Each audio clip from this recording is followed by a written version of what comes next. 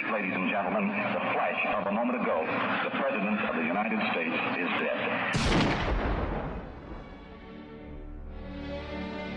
The cult of President John F. Kennedy has survived 50 years.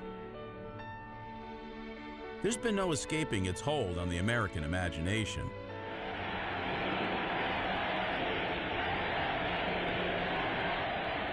Deep rhythm captivates me, hot rhythm stimulates me.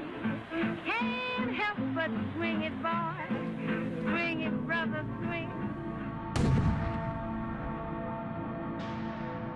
A lot of that is owed to an assassin's bullet which left Kennedy's legacy incomplete. But in his final year of life, JFK's Camelot was crashing down. The political climate in November 1962 was shaped by a perfect storm: civil rights at home and the threat of nuclear war and communism abroad. A month earlier, the U.S. came dangerously close to nuclear war with the USSR. Here centered the most critical threat of global war since the surrender of Germany 17 years ago. Today, the Cuban Missile Crisis is regarded as a win for Kennedy. The Soviet Union put nuclear missiles in Cuba to stop the U.S. from any future invasions against their communist allies. Another photo revealed a surface-to-air missile assembly depot, a base to supply the offensive sites. Kennedy faced a dilemma: attack the sites and potentially kick off a nuclear war, do nothing and be left with the threat of close-range nuclear weapons. He decided on a naval blockade of Cuba while demanding the USSR dismantle their weapons.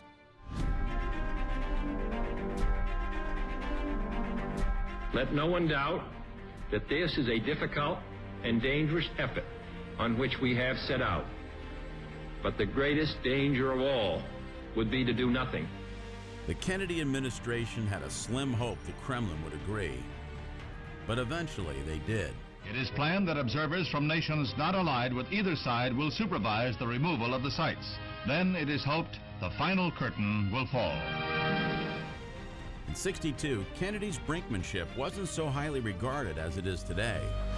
The Hill wasn't happy the country came close to disaster. Kennedy was accused of not acting quick enough, putting the U.S. in the crosshairs of a nuclear war. JFK's Camelot took another hit when it came to Vietnam.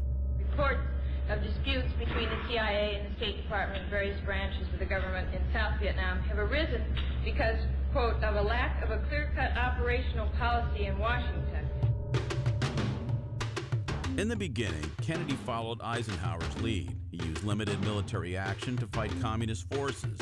But his presidency soon became a slow-motion escalation of war. By April 1963, Kennedy had a crisis on his hands. He realized the U.S. couldn't stay in Vietnam, but if he gave it up to the communists, he could possibly kiss re-election goodbye.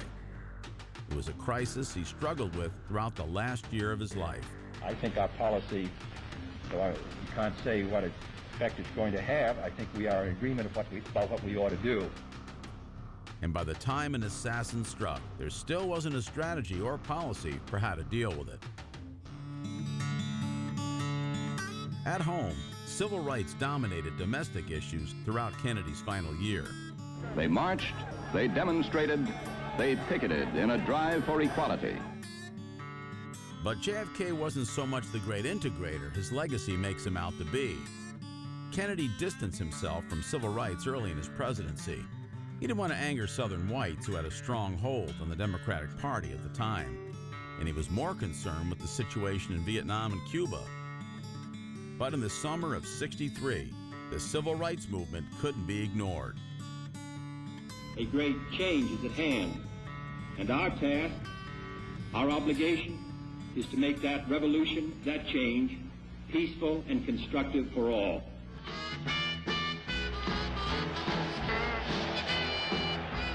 The cult of Kennedy is important. The ideology and spirit of Camelot still shapes how we interpret politics today.